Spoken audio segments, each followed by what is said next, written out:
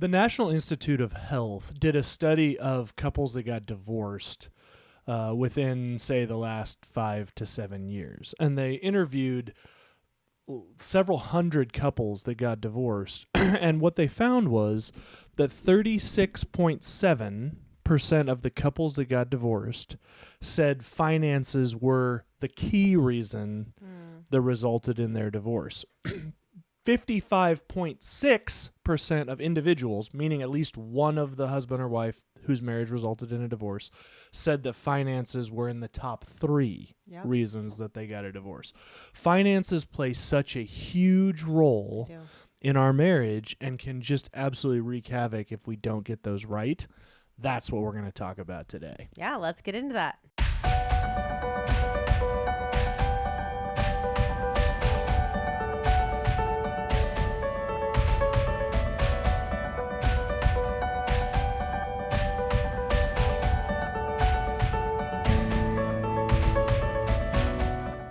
Before we jump into today's show, I wanted to ask you to check out our website, brand new website, marriagebydesignpodcast.com. That's marriagebydesignpodcast.com. All of our episodes are available there on that website. Love to have you pop over there, follow us there, and check it out. If you have a topic that you're wanting more information on or you have questions about, you can search on our website by topic, which is a really great feature. That's right.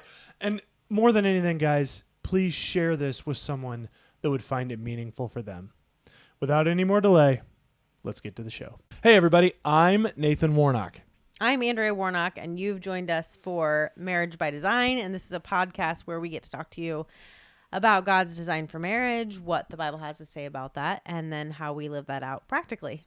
That's right. Today we're going to dig in a bit into finances, and I use that term dig in probably a little more loosely than we do oftentimes on these episodes because this is an ocean of oh my goodness. Yes. Subtopics that we could and probably will do some separate individual podcasts on, but we wanted to kind of give an overview. It's the beginning of the year. Happy 2025, everybody. So we're all kind of thinking, a lot of us anyway, are kind of thinking about, okay, how do we make this year different than last year? And the thing that we've had in our conversations and so many couples that we know is, man, we've got to figure out how to take care of our money better, save more, spend less, or just get on the same page as a couple with regards to our finances. And so we want to talk about that just a little bit because it's such a huge impactor in the state of your marriage. And if our marriage is designed to be a picture of God's relationship with the church, that is characterized by intentionality and structure, not by chaos. Exactly. So there's a number of verses that we're going to kind of lay here right up front as our kind of spiritual foundation for what we're going to talk about. Andrea's going to step through a few of those. So, babe, why don't you jump on that now? Sure. So I have Proverbs 3:9-10, which says, "Honor the Lord with your wealth and with the first fruits of all your produce. Then your barns will be filled with plenty and your vats will be bursting with wine." And we all want bursting vats. Bursting vats. Well, not me. I'm not really interested in that. Oh, well, all right. Then Malachi 3, verse 10, and this is one that I hear gets thrown around a lot in Christian circles. It's Malachi prophesying to the people of Israel, and he says, "Bring all the tithes into the storehouse, that there may be food in my house, and try me now in this, test me in this, says the Lord of hosts, if I will not open for you the windows of heaven and pour out for you such blessing that there is not enough room to receive it." Okay, and then Matthew 6:24. This isn't actually about money, but it totally applies. Yep. It says, "No one can serve two masters, for either he will hate the one and love the other, or he will be devoted to the one and despise the other. You cannot serve God and money." And so at the end, it does talk about money, but it's saying in anything, you cannot have two masters. You can't have something that you're trying to put above the Lord and serve that along with the Lord. It doesn't work. Right. And these are certainly not the only verses in the Bible that talk about wealth or money. Andrea, before we started taping, was listing off a whole number of verses that talk about prioritizing wealth, getting out of debt, particularly in the Proverbs. Proverbs talks a lot about money. Yeah, money or things that you own your wealth. It may not have been money, but like Proverbs 27 talks about, be sure you know the condition of your flocks. Give careful attention to your herds, for riches do not endure forever, and a crown is not secure for all generations. So just making sure you're intentional. You know what's going on in your finances. A wise man thinks, this is Proverbs 13, a wise man thinks ahead, a fool doesn't, and even brags about it. Yep. So again, budgeting, being intentional, having a plan is honoring to the Lord and to the things that he gives us. About debt, there's several things in the Bible about debt, but the Bible doesn't say we can't have debt. It just says that things like the borrower is slave to the lender, and it just warns people against things like debt and being careful with your money. Right. So the principles we see in the Bible, and we're going to transition now. There's really three pieces of this we want to spend a few minutes talking about over the next half hour or so. The first one is honoring God with our finances. The second one is just practical application in our marriages. And then the third is how we see people screwing this up, right? Pitfalls that we see in marriage with regards to finances. So transitioning to honoring God with our finances, the first thing we want to talk about there is one we saw in those first two verses in Proverbs and in Malachi, talking about stewardship of God's money. Yep. So, babe, what does stewardship mean? That's kind of a fancy Christianese word. What does it mean? Yeah, to take care well of what you have, something that you've been given. And so, if we're stewarding, if we're a financial advisor and we're stewarding somebody's investment well, then we're not just neglecting that, not paying attention, letting it fizzle out in something that isn't working well. Stewarding is taking something that's either loaned to you or given to you or you're in charge of for a time, and being careful to use that well. Yeah, and you just said something there that I really want to highlight. Taking someone else's things and taking care of them well. And I think that's the principle we really have to start on with regards to not just our money, but really our wealth and our possessions. Mm-hmm. But for the mercy and blessing of the Lord on our lives, we wouldn't have any of that stuff. True. And so when we think about our money, particularly as a Christian, you have to come to an understanding early on that this isn't mine to begin with. Yeah, that's a hard concept. It is a hard concept, but it really is essential for getting to a place where you can enter into things like giving, which is one of the three key areas we're going to talk about with regards to marriage. That giving piece is so much easier if you can come to a place where you can really get comfortable with the idea that this was all God's stuff anyway, and he actually gave it to us to be able to use for the things that we need, but also asks that part of our stewarding of that money is giving it back to him. Yeah, and when we're talking about finances and the Lord, there's so much more to talk about than just that portion that you give back to the Lord. Right. It's the other portion that you're working with as well. If you're using those in ways that are not honoring to the Lord, you're not stewarding, even though it's quote unquote yours to use. You're not honoring the Lord with that. Right. Even if you may be giving a huge amount of your money to the church or to God in some way or whatever, if you're not stewarding that other portion well, you're not doing what God is asking you to do, right? Right. So the three broad categories, as far as we see it with regards to our finances, and we'll get into these a little bit more as we transition to practically seeing this in our marriage, is these three. Giving, we've mentioned that a little bit. Again, this is, and I know there are people out there that are arguing that, the Corinthians model, which just says the Lord loves a cheerful giver, that replaces all of the Old Testament Bible verses, of which a couple of them we've just read, that talk about a tithe, right? A tithe means a tenth. Mm-hmm. So if you've been around, the word tithe in the Bible is translated to a tenth. So That's why you probably have heard, if you've run in Christian circles, that people give 10% of their money to the church or back to the Lord. And there are a whole bunch of people that say that that 10% is not a thing anymore because now God just said he loves a cheerful giver. To which I always challenge them to go back and look at what the context and that verse cheerful giver, because my interpretation of that is that a tithe, a tenth, is probably the baseline of a cheerful giver, right? A cheerful giver probably gives way more than a tithe, not, as I often hear it used, meaning, you don't have to give any money, because if you can't be cheerful about it, God doesn't want you to give it anyway. No, God wants you to be obedient, and a large part of that obedience a cheerful giver is giving. Yeah, it's back more to the Lord. Right. Just think about it like a parent. Yep. I want my child to be obedient. Even if that means he's grumbling while he's obedient. Right. I want him to be obedient. That Right. is important.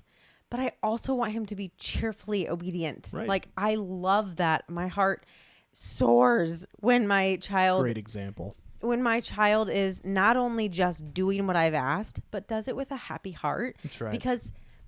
Because either he's like choosing that, maybe he doesn't feel that way, but maybe he's choosing that, or because he's like, my mom knows what's best for me, and I'm going to do this because she loves me. Yep. And I love her, and this is a way to love her well. Cheerfully obedient. Right. Right? Like, I want the obedience. Right. But I even more so love cheerful obedience. That's right. So that's the giving piece. What about the saving piece? What's that? What? So we've got the giving piece of our finances. The saving piece refers to what? Yeah, like the when we importance talk about of saving for our future, saving for inheritance. The Bible does talk about that it's important to leave an inheritance. Excuse me. But we need to and talks about there was one verse I read just before we started this about not eating everything that you have. You need to have food in your storehouses. Saving for things that come up, saving for maybe God will ask you to do something that requires money you don't have just paycheck to paycheck in the future. And so you need to save for that. Just saving for the unexpected, whatever it is. Saving is an important piece of our finances. That's right. Because if we're just spending everything, we're probably not living intentionally as well as we should, and we're not thinking of, hey, there may be some things down the road that then is going to require me to go in debt or to not be able to steward my money well, or steward what I have well, because there's needs down the future. Right. So we talked about giving. That's saving. Now let's talk about my favorite one. That's spending. What's that? Favorite. What's my favorite? You love giving saving. too. Yes, I do. I love saving. Okay, so what's spending then as a broad category? We're just kind of setting the categories.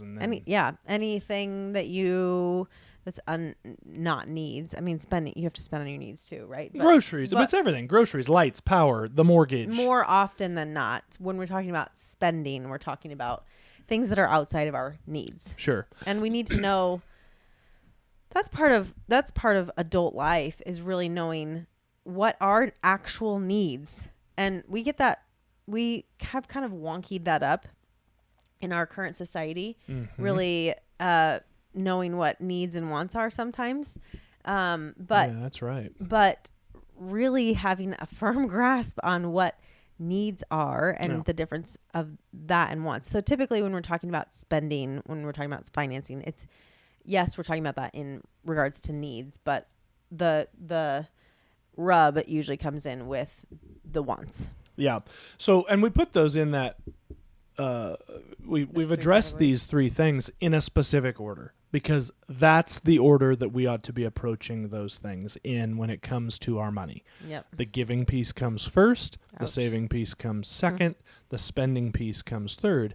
And those three funnel into the last thing I want to talk about with regards to sort of this kind of theological thought on our finances, and that's the idea of contentment. Because if we don't understand what it means to be content, and if we're not willing to submit that to the Lord, it becomes really difficult to get those three areas of financial outflow, for lack of a better term, in the proper order. Yep. Contentment is just recognizing, and again, man, it's so helpful if you can understand right from the beginning that my finances are a blessing from the Lord.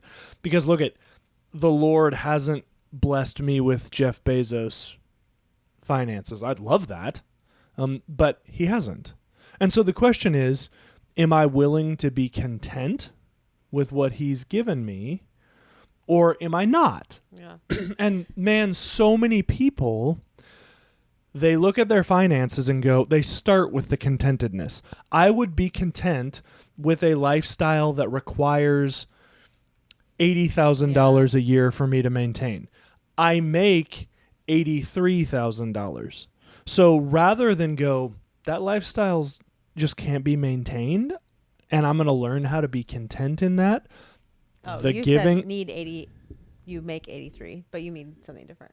No. I mean, if you say my lifestyle, my mortgage and all that's going to cost me $80,000 a year, and you make 83, rather than I need to find, I need to take my giving out, then I need to figure out what I want to save, and then I need a lifestyle that matches the 50,000 that we have left over. Yep. You're going, well, we can't give right now. Like, I know God asked me to do that, but he'll understand. I'm trying to give my kids a lifestyle like I grew up with. He wants us to have this nice house because we have people over. You start justifying dumping the tithing and dumping the saving and going right to the spending. And it really comes back to a lack of choosing to be content, and that's a choice, choosing to be content with what the Lord's given you. It doesn't prevent you from working hard to get promoted or looking around to find maybe a better job if you feel like you're undervalued in your current job. Those things are all fine things, and the Lord will open up those doors and close the windows as he sees fit. But what he gives to you as far as finances goes, we have to learn to be content in that. And I'm always so inspired by Paul in the Bible, who was able to say, I have learned to be content in all things. And one of the things he specifically says he learned to be content in was being rich, his wants, and being poor. Yep. And man, that is so inspiring to me. So we have to figure out, how do we get content? And really, I wish there was like a silver bullet to this, but we have to choose it. Yeah. So I think the Lord gives, I'll tell you a story here. So I think the Lord gives, blesses people with certain things, right? They're just kind of made that way. And there's this couple that we know who, I'm not even sure that they follow the Lord, but they have, they have what probably people would consider, they have like a starter home, they have a couple kids, they have jobs that they really enjoy, but they're not looking to climb the corporate ladder. And they're very content, and they've said, we're not trying to make tons more money. We're not trying to get better jobs, although we work hard and they do. We're not trying to get better jobs to have status or have so much more money or whatever. Like, we're happy with this lifestyle that we have. We're happy. We try to manage our money well. So we go on some big trips occasionally, every few years. And we're just happy to have this life. And we feel like that's kind of where we're called to, like what we're called to. And I constantly think of that. Like, they are not called to be the CEO of a company. They're called to what they have and working hard, and they recognize they're called to working hard, and they steward their home well, and they are really great at outreaching, having neighbors over and all that, making friends. And that's always something that I come back to when we're thinking about finances and thinking about, some people are really made more to try to climb higher corporately and all that sort of thing. And some people are like, hey, this is the life I've been blessed with, and this is where we feel like God's called us and where we're going to stay and keep working hard and make some more throughout our lives, but we're happy with this. Yeah. And anyway, that's it. And that's a great thing. It's good. Yeah, I agree with that. Okay, so transitioning to practical application in marriage.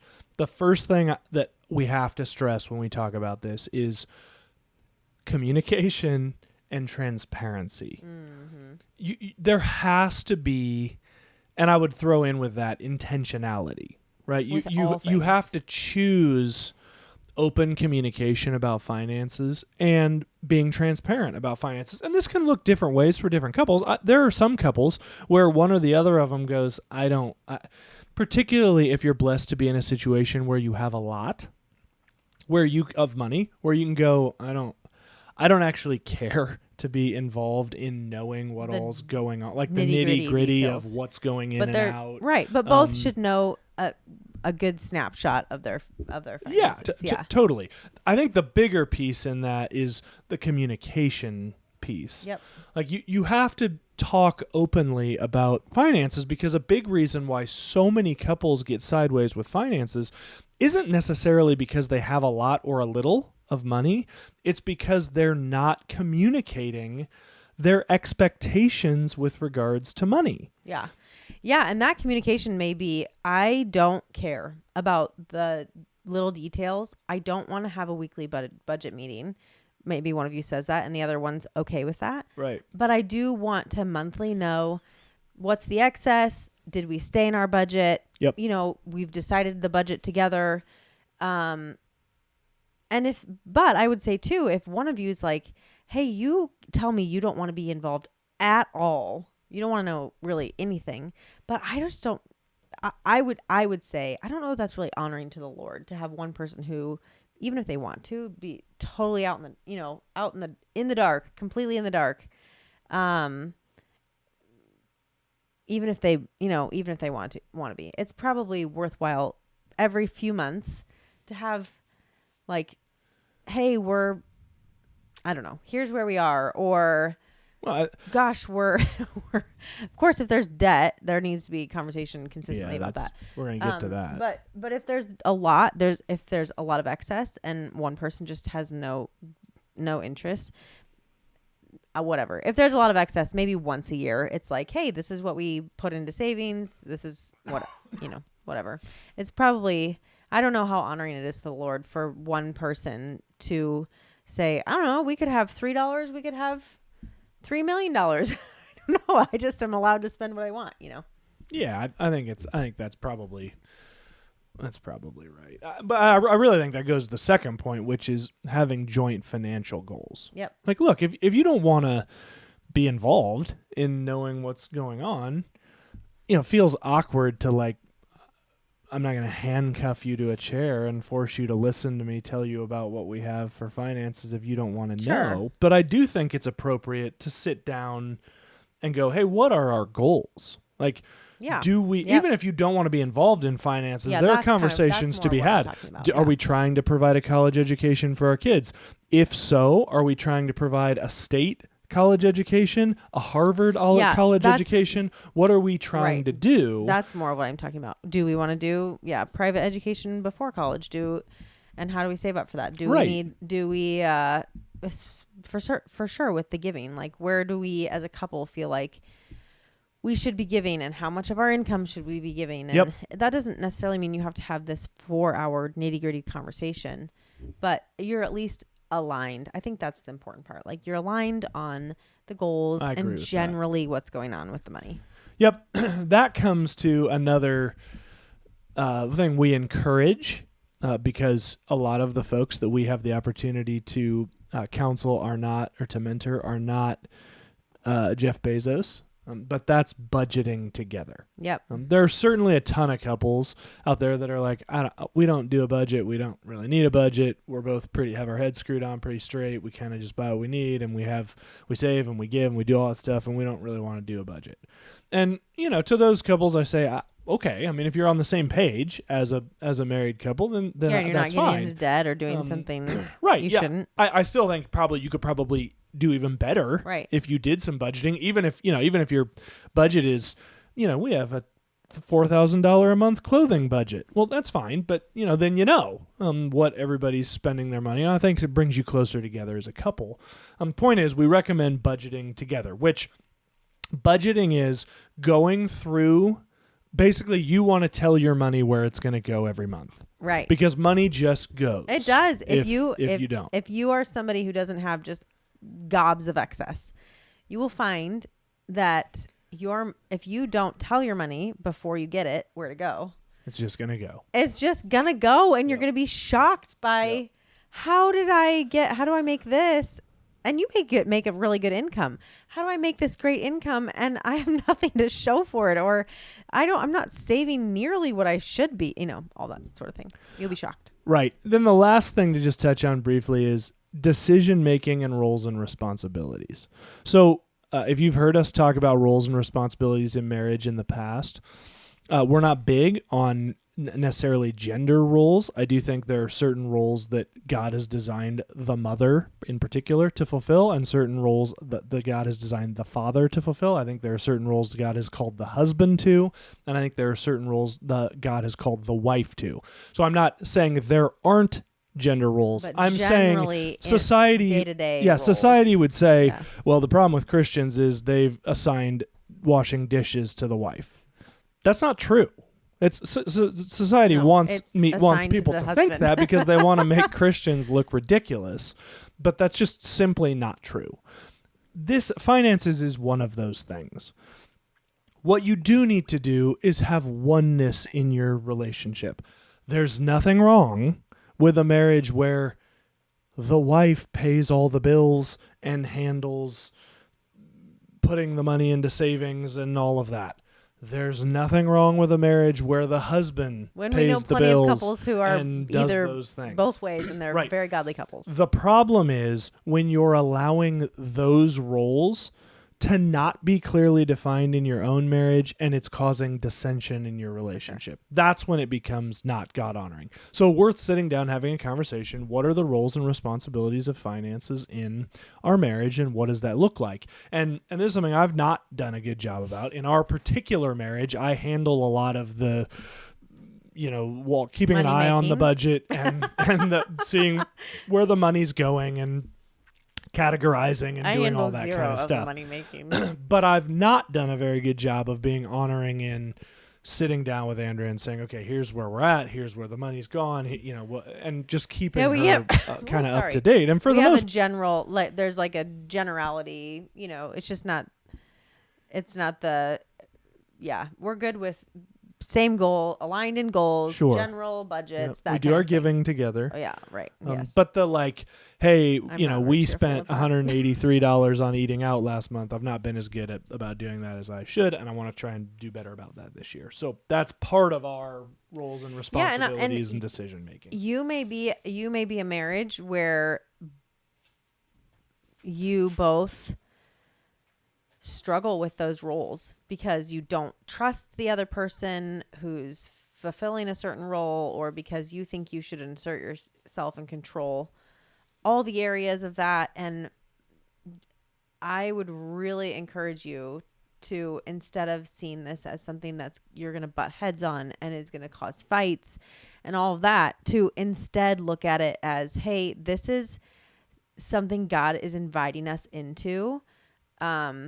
Maybe we're late to the party on that, but this is something God's inviting us into to create more oneness in our marriage, and we're not going to allow Satan to divide us in this area. Totally. So it may be hard, and it may be difficult to figure out what are the right roles for each of us. We don't agree on these. How can we come to at least a consensus this month?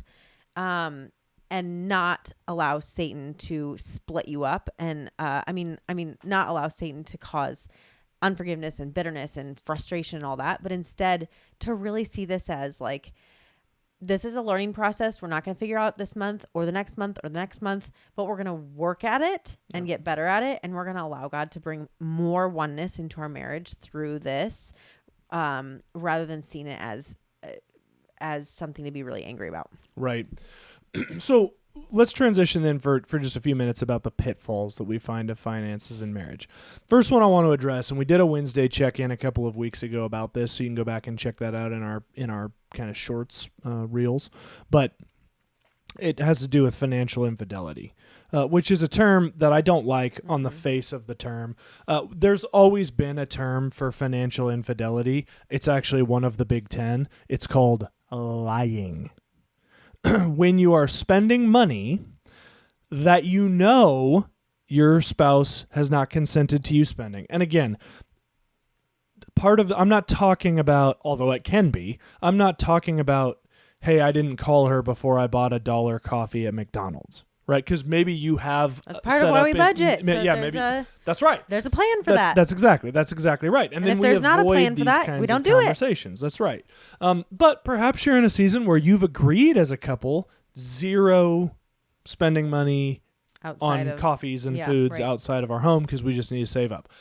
Now you're being dishonest and dishonoring to your spouse by buying that $1 coffee at McDonald's. So spending that you know is outside of your agreed upon financial expenditures, that's financial infidelity. Bringing debt in or hiding debt, either going into marriage or within your marriage, that's a big one. That's financial infidelity. The reason I don't like the term infidelity is because within Christian circles, at the very least, infidelity suggests something that is a divorceable offense. Because infidelity, biblically, means unfaithfulness, having sex with someone not your spouse, is something in the Bible where Jesus himself in Matthew 19 says, if this happens and you the victim, have too hard of a heart to forgive your spouse, then you're allowed to pursue a divorce and remarry. Right. It's not God's best. Jesus says it specifically in Matthew 19. He doesn't want it. But in that case of sexual immorality, it is allowable. But of course, the Lord is talking about sexual immorality. That's right. Not financial immorality or infidelity. That's right. So, I wanted to raise it because it's a popular term right now, but it's a misleading term. There are lots of things you can do in marriage that are wrong. Unauthorized spending, hiding debt, etc. Your marriage that may lead to right, needing a lot of help in marriage, maybe lead to needing a separation for safety risks or whatever, but are not divorceable offenses. Biblical, that's right. Allowable, divorceable opportunities. Just don't do it. Don't lie to your spouse on anything. This is outside of finances. Don't lie to your spouse unless you're hiding a surprise birthday party next weekend. Are you? Moving on. The second one we want to talk about, pitfalls, are materialism and greed. And I'm going to combine this in with the third one, which is debt and overspending. Look, we have to recognize that human beings, yes you, yes me, yes Andrea, we have a proclivity to another one of the Big Ten, idolatry. Mm-hmm. And we just have a tendency to want to put that thing on the throne of our lives. And I say that thing because I'll bet every person listening to this thought of that thing. Maybe it's your kids. Maybe it's your spouse. Maybe it's video games. Maybe it's a better job. Maybe it's getting a nicer car. Maybe it's moving into a nicer house. We have a tendency to put stuff on the throne of our lives. Or are you putting financial security on the throne of your life? Maybe it's not another good stuff. one. That's me. I'm not a stuff person. I'm not materialistic, I wouldn't say, at all. No. But I put financial security above God a lot of times. We'll talk about this afterwards. Not who to you. No, it's good. That's good. That's a really good point. Because a lot of times we think of this the other way, and I think there are a lot of people out there that are wrecking their marriages. And they think they're on the moral high ground because they want to save every dollar. Yeah, it's not and they're the wrecking their marriage because that's right. Yeah. That's really good. It's that's your good. heart. It's your heart. You know what? At the end of the day, the rich young ruler that walked away from Jesus, that was his issue. That stability and independence that he had was his sticking point. Right. Then the last one is conflicts and disagreement. This is going to happen no matter what. It'll happen when you budget, or it'll happen when you go back over your spending. It'll happen if you feel like you're always on the same page. That's right. You're two different people. You're gonna have disagreements on this. Here's a couple of life hacks on this. If you feel like you're really struggling to get on the same page, particularly if you have a tendency to get nasty in your conflicts on this, invite another couple that you trust to just be there when you talk about these things. Yeah, it's amazing how much better behaved you are when there's another couple just in the observing. room. Right. Second life hack, and I'm willing to say this one's coming specifically from me. All these conversations go better after sex. They just do. If you have a relationship where there's sexual intimacy, regular sexual intimacy in your relationship, if you're in a marriage and there's not, we have videos on that I would encourage you to check out. That's not God's desire for your marriage. But if you have a marriage, I know a ton of couples we talk to have like a guaranteed sex day. You know what that should also be? Guaranteed talk about finances Budgeting day. If finances are something that you struggle with, because when we align ourselves sexually, it's amazing how often it's like a snap. We align ourselves emotionally and otherwise, and we're able to have some of these conversations that can be difficult to have when we're in the heat of running all around and dealing with the stress of the day, and we're not always on the same page. So take that for what it's worth, but a little marriage hack there for you if you have a relationship conducive to that. Be willing to recognize your area of struggle or your faults in your money situation, and not be so obsessed with your spouse's area of faults or their things that they struggle with,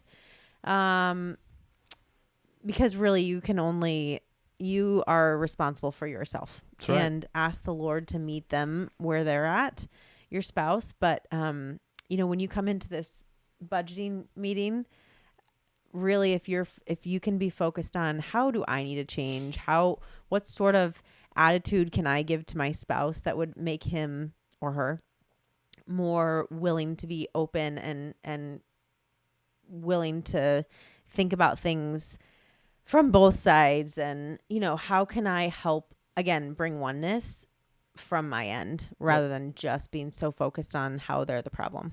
It's great. It's really good.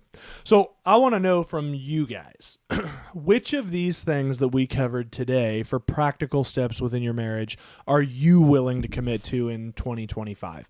Which one of these things, whether it's budgeting, whether it's just communicating openly and transparently about finances in your marriage, which of these do you feel like, we could be better about that this coming year? And let us know down in the comments below. If this is something you struggle with and you don't want to post publicly, you're always welcome to email us, marriagebydesignpodcast@gmail.com. Otherwise, we look forward to seeing your comments, look forward to all of us making huge strides in becoming one in finances this coming year. Until next week, remember, God is for your marriage. Thanks so much for listening. We just wanted to say, if you have a comment, a question, something that you're struggling with or need prayer, please reach out to us. You can get a hold of us by emailing marriagebydesignpodcast@gmail.com, or of course you can comment on any of our social media and we will get back to you. But if you have something private, feel free to email us. We're personally respond to you. That's right. And we do respond to every comment that we receive, either through our website, through YouTube, through our social medias, which leads me to feel free to pop over to our website, marriagebydesignpodcast.com. You can leave comments on any of our videos through that site. We would love to be able to connect with you, but please don't hesitate to reach out. Even if you just need prayer, you need someone to hear what you're going through, we're here for the Marriage by Design community, so feel free to reach out anytime. Until then, guys, thank you so much for joining us. We'll talk to you next time.